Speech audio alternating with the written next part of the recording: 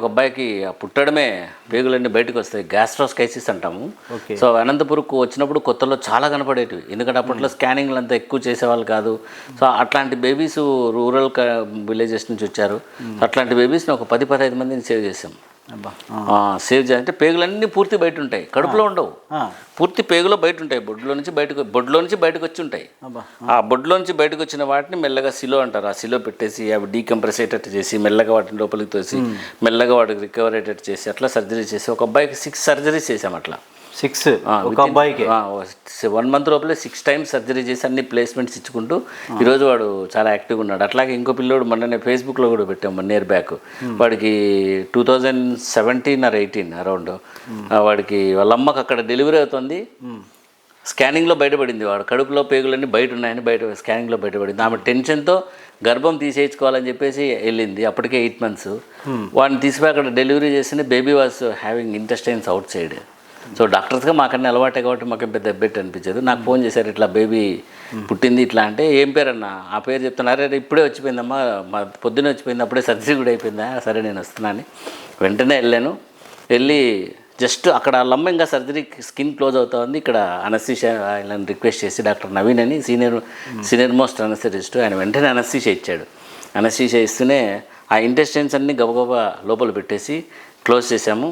So 1 week no foods, no milk, no food, nothing, only IV line పెట్టాం. So 1 week తర్వాత slowly recovered and now he is national karate gold medalist. అబ్బా 9 years. ఫేస్బుక్లో కూడా video పెట్టాను. I was really surprised. ఆ రోజు ఆమె ఇంకా ఎర్లీగా తీసేసుకుంటే వాడు పుట్టేవాడు కాదు. సో అట్లాంటి కేసెస్ చాలా సర్ప్రైజ్, హ్యాపీ అనిపిస్తాయి.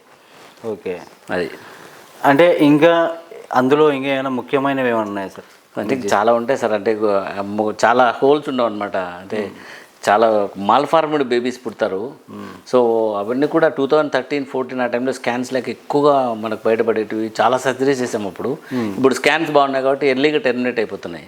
ఓకే, ఇప్పుడు తగ్గాయి, కొద్దిగా వస్తున్నాయి, అప్పటికే వస్తున్నాయి. మొన్న కూడా ఇప్పుడు కూడా వేరే హాస్పిటల్లో జస్ట్ 1200 grams బేబీకి 33 weeks బేబీ, అంతే కదా, 33 weeks బేబీకి 1200 grams ఉన్నాడు వాడు, అంతే. వాడికి ఇంటెస్టైన్ పాపం సరిగ్గా పుట్టలే, ప్రిమెచ్యూర్గా పుట్టాడు వాడు.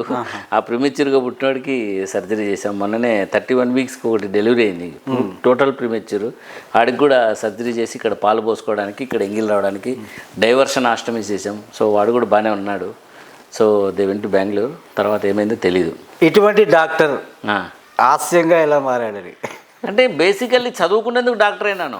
పుట్టుకతో మనిషిని నేను, పుట్టుకతో మనిషిని, దాంట్లో పుట్టకముందు నేను ఒక ఆత్మని. సో హ్యాపీగా ఉండాలి. ఇప్పుడు మెడిటేషన్ అయిపోయింది, డాక్టర్గా అయిపోయినారు, ఇప్పుడు హాస్యంగా ఎలా వచ్చారు? హాస్యంగా అంటే బేసిక్గా ఏంటంటే నేను ఎక్కడున్నా కూడా నా ఫ్రెండ్స్, నా సర్కిల్ ఎక్కడున్నా కూడా నవ్వుతూ ఉంటాం. పుట్టినప్పటి నుంచి నాకున్న పెద్ద అడ్వాంటేజ్ ఏంటంటే నేను ఎక్కడున్నా నా సోషల్ కమ్యూనికేషన్ చాలా బాగుంటుంది. సో ఎవరున్నా కూడా మనం జోక్స్ వేసి నవ్వించడము, అంటే షార్ప్ కట్స్ కొన్ని ఉంటాయి అనమాట. షార్ప్గా జోక్స్ కట్ చేయడం నాకే చెల్లుతుంది. సో అట్లాంటి జోక్స్ వేయడం అవన్నీ కూడా నాకు పుట్టుకతోనే ఉండేది. సో నాకు ఎక్కడున్నా కూడా నా చుట్టూ వాతావరణం చాలా ఫ్రెండ్లీగా, హ్యాపీగా గడిచేది. ఎంబీబీఎస్లో కూడా అట్లాగే చాలా ఫ్రెండ్లీగా. మా క్యాంపస్లో వన్ ఆఫ్ ది మోస్ట్ అల్లర్ క్యాండిడేట్ ఎవడని ఉన్నాడంటే అది నేనే. ఆడ స్టేజ్ పైన ఫ్యాషన్ పీరియడ్ జరుగుతుంది, అందరూ ఫ్యాషన్గా బట్టలు వేసుకుని తిరుగుతాను. నేను వెళ్ళి బాడీ బిల్డింగ్ చూపించాను, బట్టలు నింపేసి అందరూ క్లాప్స్ కొట్టి వాడికి ఫస్ట్ ప్రైజ్ ఇంటున్నారు, అంత అల్లరా. సో ఆడ సింగింగ్ కాంపిటీషన్ జరుగుతుంటే డబుల్ వాయిస్తో కామెడీగా మిమిక్రీ చేయడం, ఇట్లాంటివన్నీ ఉండేటివి అనమాట. సో సోషల్ కమ్యూనికేషన్ నాకు హ్యాపీగా సెటిల్ చేయడం నాకు చాలా ఇష్టం. ఆ కామన్ జోక్ కటింగ్ సెన్స్ కూడా చాలా ఎక్కువ. సో 2002లో నేను హైదరాబాద్లో ఉన్నప్పుడు 2-3 రైటర్స్ దగ్గర నుంచి కూడా ఆఫర్స్ వచ్చాయి, మాకు స్టోరీస్ రాసిపెట్టు, స్క్రిప్ట్ రాసిపెట్టు అనేసి. ఎందుకంటే మనకు ఇంట్రెస్ట్ ఉంది దాని మీద. అప్పట్లోనే నేను వేసే జోక్స్ కొన్ని భారీగా ఉండేటివి. ఆ జోక్స్ అన్నీ ఉండేటివి. అది ఎట్లా సీరియస్ ప్రొఫెషన్లో పడినాం, సీరియస్గా ఉండేది. ఓన్లీ పక్కనుండే ఫ్రెండ్స్తో గడిచే వాళ్ళము. స్లోగా ఏమైందంటే ఈ మెడిటేషన్ పబ్లిక్కి చెప్పాలనే ఉద్దేశంతో మెల్లగా సోషల్ మీడియాలోకి ఎంటర్ అయ్యాం. That same Hariprasad entered into social media. అక్కడ మన కామిక్ సెన్స్కి ఎక్కువ ఆదరణ వస్తుంది. సో ప్రపంచం మొత్తం మన కామెడీ సెన్స్కి చాలా అట్రాక్ట్ అవుతున్నారు. దానితో మా టీం మెంబర్స్ హెల్ప్ లేకుంటే ఈరోజు అబ్బా టీవీ ఈ స్థాయికి వచ్చేది కాదు. So team members Shiva, Anil, Subbu అందరూ కూడా మనకు బ్యాక్ బోన్స్ అనమాట. ఎప్పుడు కావాలన్నా మిడ్ నైట్ అయినా సుబ్బు ఈరోజు వీడియో చేయాలంటే వచ్చేస్తారు. సో లేడీస్ అందరూ కూడా వచ్చేసి మనకు అలా హెల్ప్ చేస్తూ ఆ కామెడీకి తగ్గట్టుగా నటిస్తూ అసలు నాకు కూడా యాక్షన్ రాదు. ఆ యాక్షన్ రాని దాన్ని జోక్స్ వేస్తాం, బట్ యాక్షన్ చేయాలనేది తెలియదు. ఆ యాక్షన్ రాని దాన్ని పూర్తి స్థాయిలో యాక్షన్ చేసి అంటే కథ, స్క్రీన్ ప్లే, దర్శకత్వం అన్నీ మీరే? అంతా మేమే, నేనే కాదు మేమే. ఎందుకంటే పక్కన వాళ్ళు ఎవరు ఇచ్చినా కూడా తీసుకుంటాను నేను. సో నాకే వచ్చాను నేను ఎప్పుడు, నాకు తెలిసిన నువ్వు మోయి నోరు మోయి అనేది ఎప్పుడు లేదు. శివ చెప్తే శివ తీసుకుంటావు, సుబ్బు చెప్తే సుబ్బు, వాళ్ళు నేను చెప్తే తీసుకుంటాము. అట్లా అందరితోనూ కలిగి. అంటే యాక్షన్ ఎవరంతా వాళ్ళు చేసేవాళ్ళ సార్? అంటే ఎట్లా డైరెక్షన్ చేసేవాళ్ళు? ఆ డైరెక్షన్ ఏం లేదు, నువ్వేం మాట్లాడతావు మాట్లాడు, మైక్ పెడతావు అంతే. అట్లా ఈరోజు రామచంద్ర కూడా చైనాకు పోయి, చైనా పెద్ద ఫేమస్ యాక్టర్ అయిపోయా. క్లినిక్ వచ్చిన వాళ్ళందరూ రామచంద్ర అంటే రామచంద్ర అంటే ఇంక మనోడు చూడాలి ఇట్లా అసలు ఆ యాటిట్యూడ్లో పోతూ ఉంటాడు. అట్లా కామన్ న్యాచురల్గా జరుగుతుంది. సో అలా హాస్యం వైపు రావడం జరిగింది. అంటే ఎవరి యాక్షన్ వాళ్ళదే? మనమేం చెప్పం, అంటే ఎక్కువేం చెప్పం. ఇట్లా చేసి ఉప్పు బాగుంటుంది అంటాము, చేస్తారు, ట్రై చేస్తారు, వచ్చేస్తుంది, అది ఆటోమేటిక్గా వస్తుంది. అంటే వాళ్ళలో లేని మనం పుట్టించలేం కదా, ఉండేది తీసుకుంటాము. ఆ రకంగా ఇట్ సక్సీడెడ్, చాలా ఎక్స్పాండ్ అయింది. అంటే మేము ప్రొఫెషనల్గా తయారయ్యాము.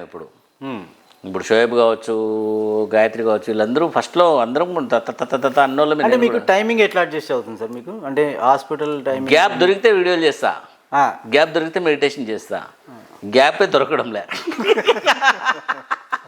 సో గ్యాప్ దొరికితే వీడియోస్ అని ఎలా చేస్తున్నారని, సో వీడియోస్ తీసుకుంటా ఉంటాం. గ్యాప్ దొరికినప్పుడు వీడియో తీసేసుకుంటాము. ఆ గ్యాప్లో మై నైట్ ఎప్పుడన్నా వాకింగ్ చేసుకుంటూ ఎడిటింగ్ చేసేసి షెడ్యూల్ చేసి పడేస్తాం. మార్నింగ్స్ వచ్చేస్తాయి. సో మార్నింగ్ వచ్చేస్తే అది చూసుకుంటా సాయంత్రం కానీ మధ్యాహ్నం కామెంట్స్, నెగిటివ్ కామెంట్స్ ఉంటే వాళ్ళు ఎప్పటికప్పుడు వాచ్లో ఉంటారు. వాళ్ళు ఇమ్మీడియట్ ఫోన్ చేసి సార్ ఒకటి బూతులు తిట్టినాడు చూడు సార్, నా కొడుకు తిట్టినాడు అంటే వెంటనే డిలీట్ చేస్తాం. ఇట్లా ఈ రూట్లో అందరి సహకారంతో ముందుకు నడుస్తుంది. బట్ ఇది నాట్ సింగిల్ పర్సన్ ఎంటిటీ. నేను ఫేస్, వాళ్ళందరూ నా బాడీ పార్ట్స్. కొందరు కాయలు, కొందరు చేతులు. కాయలంటే గుండెకాయ, మెడకాయ అని బ్రదర్, తలకాయ, అట్లా నేను ఫేస్ అయితే వాళ్ళందరూ నా అబ్బా టీవీకి స్ట్రక్చర్, మొత్తం ఆర్గాన్స్ అన్నీ. అట్లా స్క్రిప్ట్ అంటే మీరు స్క్రిప్ట్ ఏ విధంగా అంతా రాసేది ఏముండదు, రాసే ఛాన్సే లేదు మాకు, రాసేంత ఓపిక కూడా లేదు, ఎవరికి లేదు. అక్కడ పోయి నిలబడతాము, ఆ స్టోరీలో ఆ కాన్సెప్ట్లో ఏది క్లిక్ కావాలో అది క్లిక్ చేసుకుంటూ వెళ్ళిపోతాం అంతే. ఇది బాగుంటే ఈ రూట్లో అంటే అందరికీ ఏమంటే అడ్వాంటేజ్, మన చుట్టూ ఉండే వాళ్ళందరికీ సెన్స్ ఆఫ్ హ్యూమర్ బాగా ఎక్కువ. సో సెటైరికల్గా వేయాలి అంటేనే 100 ఛాయిస్లు చెప్తారు వాళ్ళు, నాకంటే ఎక్కువ చెప్తారు.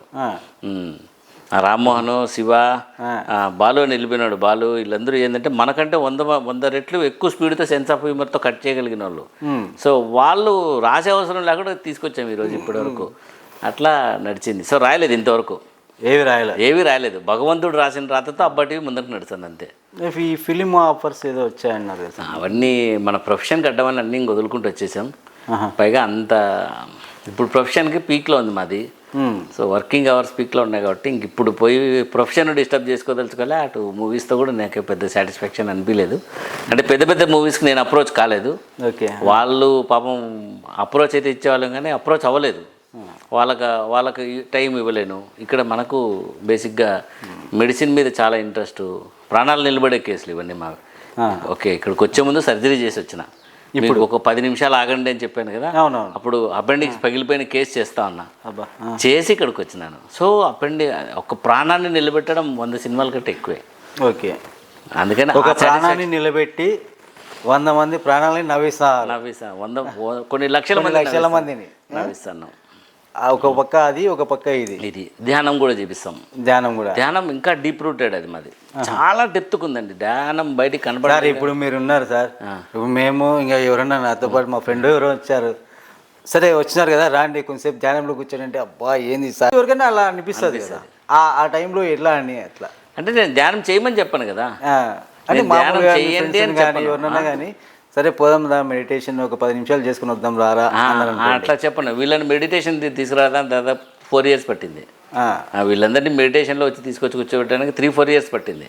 సో మెడిటేషన్ చేయండి అని చెప్పాను. బాగుంటుంది అని చెప్తూనే ఉంటాను నీకు. సో మెడిటేషన్ నేను ఇట్లా చేశాను అని చెప్పి నాది హైప్ తీసుకుంటూనే ఉంటాను. సో కొంతమంది చేయరు, ఎప్పటికీ చేయరు. ఇంట్రెస్ట్ అంతే, వాళ్ళ ఇంట్రెస్ట్ అదంతే. So we cannot force them to meditation కూర్చోబెట్టి చేయించేది కాదు, వాళ్ళ ఇష్టంతో చేయాలి, వాళ్ళ హ్యాపీనెస్తో చేయాలి. అంటే ఆ ఇష్టం వాళ్ళలో రావాలి కదా సార్, వస్తారు, ఇన్స్పైర్ అవుతారండి అంతే అంటారు. ఇది మెడిటేషన్ 2 రకాలు. ఒకటి నా ఫ్రెండ్స్ నన్ను చూసి ఇన్స్పైర్ అవ్వడం, ఒకటి. 2 మనలో ఉన్న భగవంతుడు నన్ను మేల్కొలిపి ఈరోజు నీ జీవిత లక్ష్యం ఇది అని తెలుసుకో అని చెప్పడానికి ఆయన వేసే స్టెప్ ఒకటి. అది వచ్చిన వాళ్ళు పూర్వజన్మ సుకృతంతో మెడిటేషన్లో చాలా లోతుకి వెళ్ళిపోతుంటారు. ఫ్రెండ్స్తో ఇన్స్పైర్ అయ్యి వచ్చిన వాళ్ళు పట్టుకొని ఊగుతుంటారు, కానీ ఏదో ఒక రోజు వాళ్ళలో భగవంతుడి కాల్ అనేది వస్తుంది, అప్పుడు ఆటోమేటిక్గా ఎవోక్ అవుతారు.